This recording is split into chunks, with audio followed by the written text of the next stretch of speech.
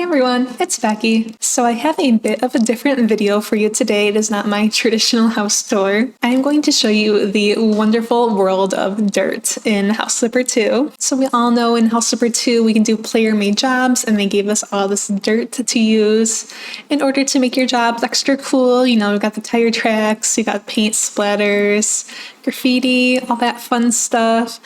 But you don't have to use dirt just to make things dirty. I'm going to show you how you can make beautiful art with the dirt, and we're going to have a fun time with it. I have a few classical pieces of art that I am going to try and imitate using the dirt in the game. I'll have you know that I am not a great artist, and using only dirt items in a game is extra hard, but I'm going to try my best and it will be a fun time. So we've got these two things right here. I personally did not make these. Mine will not look this good, but Mr. Building with Becky actually made these, so good for him, honestly. Like, look at this. This is Saturn consuming his sun. No comments on those cheeks there. Those are like my favorite part of this. My second favorite part is these little toes. But yeah, this is mostly made with, let's see, what dirt is using. This one right here. So yeah, as you can see, he made the beautiful hair with this. He's really good at making things like really realistic, using the different colors and stuff. Look at those eyes and the eyebrows and the hair. Wow, okay. Anyways, he made this one, and he also started working on this one. This is going to be the Last Supper. If you're hoping the rest of this video is going to be of me making something like this good, you're out of luck, but please stick around because I'm going to try my best at making these three things. These are the actual original artworks that I have placed here on posters for a reference, but I'm going to make them on just a chipboard like this. Let me move these over a little bit so I can make it horizontal. And I'm going to try my hand at the Starry Night first. I guess I'll keep the background black for now. That seems kind of good. And then I think I will do the sky first. So in House Flipper 2, we've got all these different tools here. So you can pick your stain and then the opacity, how opaque it is. You can make it pretty light, or you could make it, you know, a lot darker. You can use wet or dry for some of these. I'm just going to keep it dry for now. And then also, this doesn't apply for me doing it on a flat surface, but if you have a different type of surface, like a rounded or anything, then you'd use the depth to make it go onto different parts of the surface. Then obviously make it bigger. Whoa, okay, that actually looks pretty good. And then rotate it, but obviously you can just do with your mouse. So let me see. I don't even know where to start. I think I'm gonna do like the darker blues in the background first, and then go in with these wispy wind marks, and then lastly I will do like these yellow ones, and then I will go in with this hillside with the city down there, and then lastly the foreground. Is this a tree? Like an old gnarled tree? I think I want to start off with, this could be interesting. That could actually be really good. I think I'm gonna try this. I'm gonna have it like go off onto the brick wall. That'll be fine. Like I said, it's not gonna look like that, but that's fine. We all try our best, and this is going to be my personal best.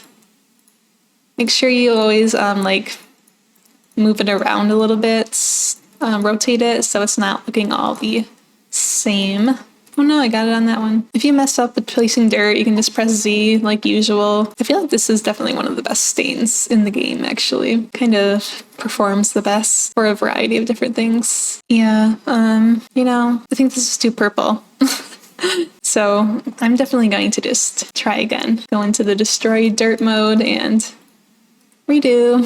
I don't know if I liked using that one, so this one could be something. Definitely just gotta play around with like the texture that you really want. I might try this darker blue, but make it less opaque. Maybe even a little more dark, like this. Kind of slash it through. Even really big could work out. Okay, I don't want to ruin this little guy, so I'm just gonna set him up over there. This is doing something. Is it doing anything good? That's to be determined. And then I kind of want some more of this. And then there's like little bits of like this mixed in. A little bit lighter, like this. I wish you could do like very unopaque. Like this is just a little bit too much for me. Yeah, that's a little bit too much. Maybe like that could be good. Gonna start off with that big swirl. Do a couple like that.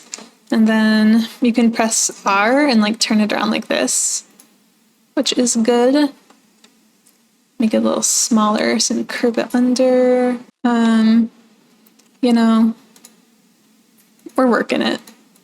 I'm gonna add in a little more like bluish. Kind of like curls under weirdly, and then it comes like up and around, like swirling around. I don't really know how to do this. Kind of like that, I guess. And then it curls back under over here. I also like the stain because you can make it super tiny. So I got the idea for this because for my Rapunzel fairy tale contest entry, I did a lot of painting, but those are like basic things like trees and a waterfall and Rapunzel herself. So this is feeling a little more advanced, which is fun. Darker blue maybe. It's kind of give it a little more dimension. Okay. I think it needs a little bit of yellow in there too, it looks like. How lovely is that? Okay. The background, it definitely needs more swirls of stuff, but maybe if I can get in those star things, it'll be a little better. So for those, I'm actually going to use maybe this, and then yeah, that could do something for me. And then I just swirl around a few times to make it a little more circular. There's even a couple of tiny ones. So do one there and then run right next to that one. Nice big one right there, and then couple of smaller ones right here. Okay, see, it's looking better now that I've got some of this going on. I'm gonna add in a little hint of blue to these ones. And then what am I gonna do for that crescent moon? Kind of make it smaller so I can do that whole crescent shape a little easier. Sometimes you just gotta do like a whole bunch of it, just click away at it. Try and make it pointy. Oops. Kind of looks weird up close, but that's okay. Ta! Now I'm gonna try and keep that same yellow and then do like a little inner star thing for some of these. Oh, I'm really not liking this, guys. If I zoom out, I just can't get the same thing, but I guess I am not Van Gogh, so it's okay that I don't make it perfect. Oh, I just moved it away and there's a bunch back there. I guess because I have the opacity on high, so it kind of sunk through. That's okay. It still stayed on this. Oh, I'm not looking forward to doing that. I'm gonna definitely make it pretty abstract down there. A few hills, you know, maybe cover that one up a little bit. This stain's good because you can make it big and cover a lot of surface at once. Kind of wanted to go in with a little bit of this on top, so I'll have to go back and redo that dark blue real quick too. You kind of gotta do whatever you want, really. Maybe add some black back in for a little dimension. Okay, here's where I'm just gonna do some little splotchies, really. Make a nice like dark green here to kind of mimic that down there. Maybe a little more, you know, up here for like some tree action. Let me try this first. This might make things okay. I'm gonna go for like a blackish brown. Oh wow, this one can be really teeny tiny too. Kind of making it curve up.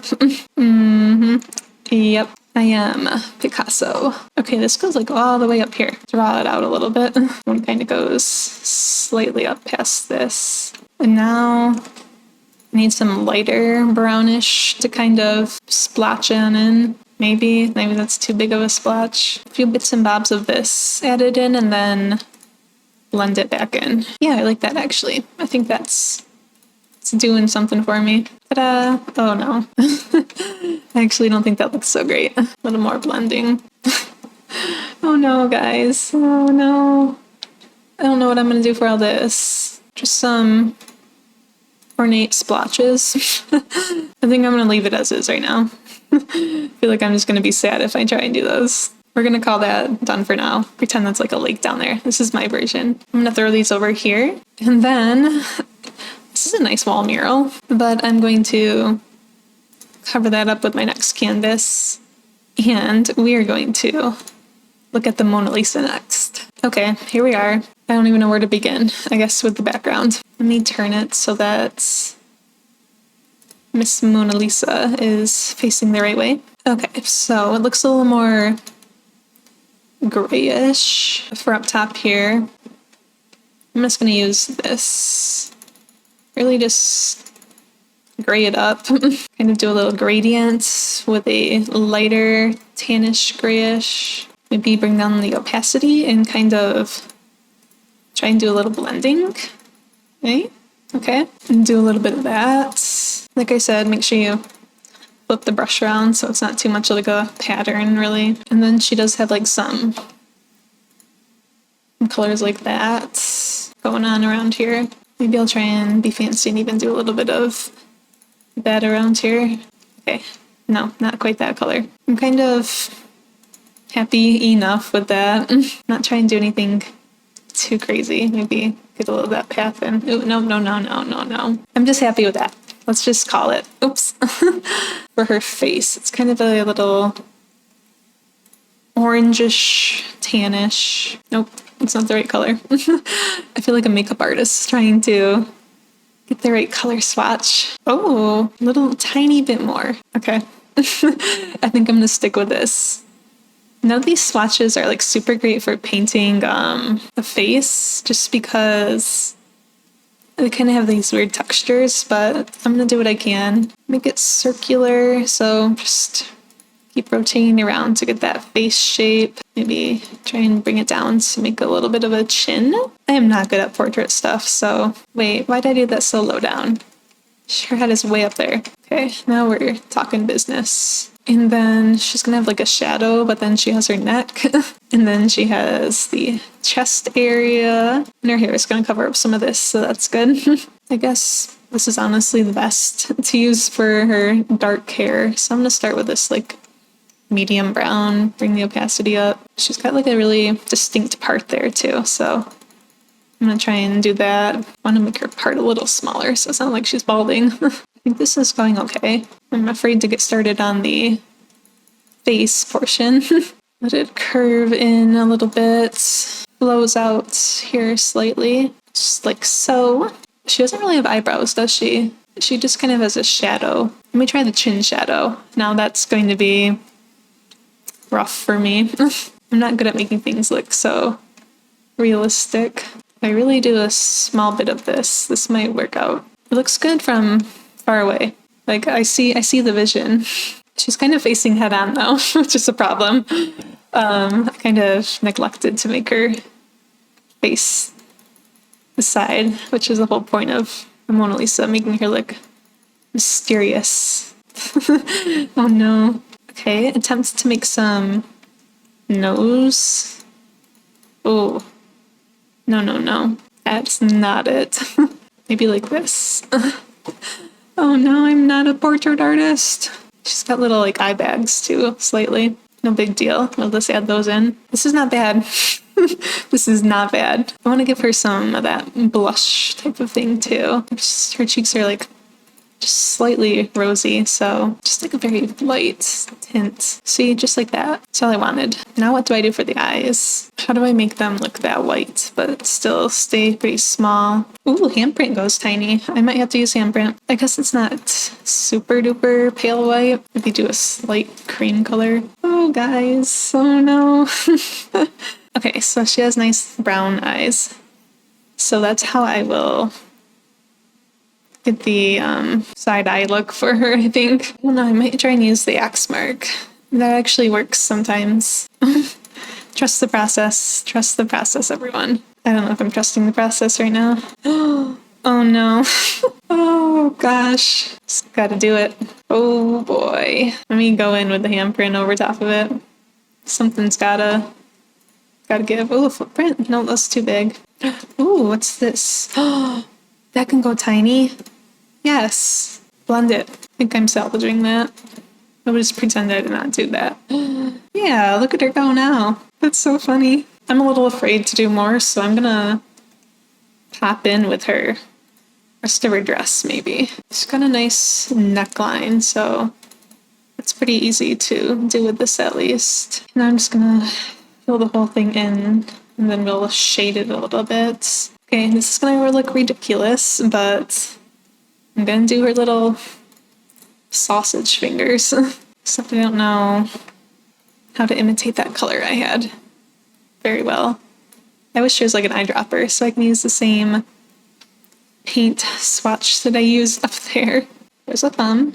There's a finger. One finger. Two fingers. Three fingers. This one's kind of put in with that one.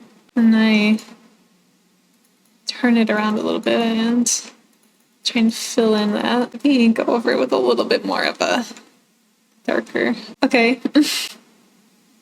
And then her other hand kind of goes around here. I'm gonna go crazy with a little bit of shading to try and differentiate those hands. Use that same color for a little extra shading up here. Just got some definition there around the sides of her eyes. Oh no, that's not looking so hot. I like doing different angles of stuff. Let me see what it looks like from down here. Oh yes, that's a flattering angle right there. Now how do I do that? Little smirk. Okay. Yeah, look how beautiful she is. I love the tiny hands. Oops, I flipped her upside down. Let me get her the right orientation for you. Where's the vertical flipper? There it is. Okay, here we go. There is my Miss Mona Lisa. She's definitely not looking at the camera. She's okay though. She looks like she's wearing like a fabulous like feathery fur coat. So yeah, anyways, second one done. Let's pop her over there with them. Okay, 1 and 2. New blank canvas going and try out the screen. I'd figured this one would be my easiest, but I don't know why I decided to do it last. If I did it earlier, could have been a little confidence booster for me. It's got some really pretty oranges and blues. I think I'm gonna kind of go in up here and just do like a starter background to kind of cover that black up. And then a little bit of pale yellow swirled on in there. A little bit going on up on top too, although there's some dark blue as well, little itty bits of it. Try and blend things in a little bit with a little bit of less opaque orangey yellows. Looking good, looking good. I don't know what I'm going to use for that boardwalk, but we'll see. Need to get back into that blue, dark blue. Do a couple of deep swirls of that. And some of this action going on. A little bit of blue in the middle. Whatever's going on there, I don't even know. Greenish kind of color. Where do I get that color? Got in some fun swirls of that. Pull it around there. Yeah. How good is that? So now I was thinking of actually using the tire tracks, or maybe actually this for the boardwalk. It's got to start off pretty tiny right there, but then we can make it pretty big to extend it down like that. I don't know why I did this white color. It needs to be more tan. Filter that in. Oh yeah, that looks good, right? And then I need some like bigger streaks. I'm kind of toying with tire tracks. I think they're working. Everything definitely looks better from a distance though. Alright, so I actually realized that this portion of the video stopped recording 8 minutes into this painting. So I don't know how much else I did besides that, but I just need to finish up the scream itself. So it's kind of got this weird like light tannish, greenish effect going on with him. Kind of give him that more angular, almost like a alien type of face. And then I need some of that yucky greenish details. Maybe make it less opaque and kind of splash that around. Then I'm gonna go into like some darker green to define his eye area. Maybe. This is hard for me. It's got some like yellowish too. It's like a evil scream. I feel like I'm growing fatigued from so much artwork. I'm kind of having a hard time now. Outer face shading. Yeah, we're just trying to finish this up, guys. Give him some good hands over here. Okay. And then I just gotta go in with some darker for his like little robe or whatever he's got going on. But yeah, anyways, hope you guys enjoyed this. Something a little bit different. Definitely hope it inspired you to maybe try out some dirt art in House Slipper. If you have the patience for it, it is pretty fun. If you want to do something a little more easier than this, I don't know. Oh, he's really skinny. This is looking too big. There. I think I'm gonna call it quits here, guys. Well, I don't know. I wish you could see his eyes a little better.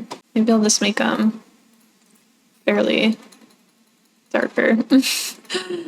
Oh dear. There. That is my scream. Line them up with the other ones. I've managed to do 3 beautiful classic works of art, and I certainly think I did them all justice. These are beautiful. So yeah, let me know which one of these is your favorite that I did. I think the Mona Lisa is my favorite. If you like cover up her little tiny hands, she's pretty good. And yeah, maybe if I actually finish that town portion of the Starry Night, it'd look better. But yeah, like I said, not an artist, not quite at this level.